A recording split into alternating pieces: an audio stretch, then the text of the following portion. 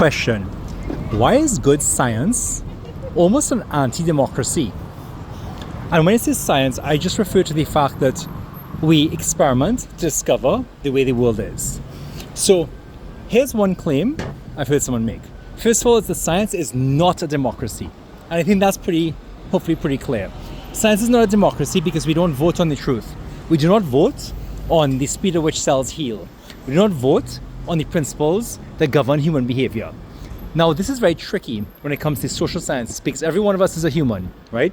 And so you can Google like lay theories, and there's a great psychologist, Alison Gopnik, who I quote as saying, she says that like the point of scientific psychology is to take our lay theories, our intuitive theories of psychology, and figure out which of these is actually accurate and which of them is misleading.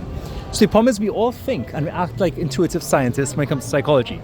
So believe it or not, you are behaving like a scientist when you make a decision about what will this person like, what will this person dislike, what should I do, how do I learn? These are all questions where you're essentially making decisions that use your intuitive scientific knowledge of how your brain works. How do you learn information, what do you remember, what do you forget, how do you make decisions about what to do, who do you get along well with, right? But here's the problem. We start to believe that actually what common knowledge is, right, is actually a good guideline. Or we're like, I believe X is true. I believe I learn a certain way. Other people think think that too. So, hey, that's probably what happens. The problem is that you may be right for like 90% of beliefs, or 60%, or 95%. But the point of scientific psychology is to basically go and say, hey, here's where you're not right. Because that's what adds value, right? You want to know where you're wrong. You want to know where you're misleading. And so in that sense, then psychological science, for example, is not democratic. It's not a democracy because the truth causal A causes B is not a democratic process. It is a set of laws and principles, right? We don't get to vote. And most importantly, often what people vote on, if everyone believes something is true, it may actually be the case that that's a great opportunity where it's not the case. You want to discover it's not the case and then help people. Does that make sense? Or what do you all take away from this so far? How do you explain to someone else what you took away from this?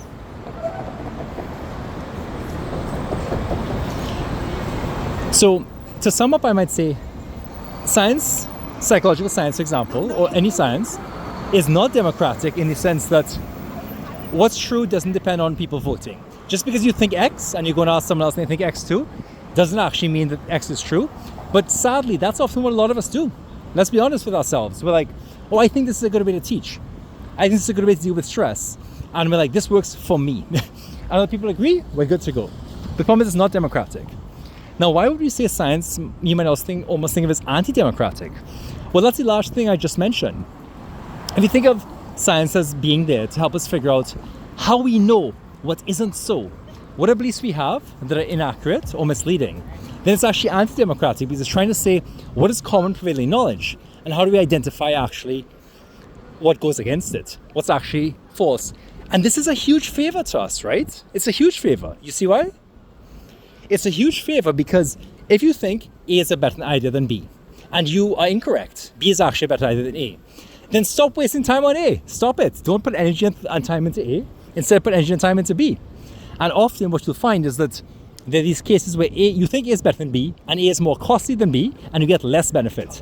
But then you just start doing B, and B is less costly, you get more benefit. What's the barrier though? The barrier is your knowledge. It's what you believe. And that's what science is for. So what are your hashtag takeaways? If you had to tell someone else what's interesting about this video, what would you say? If you had to do something differently after this, what would you do? Would you Google or type into ChatGPT, in what way is science not democratic?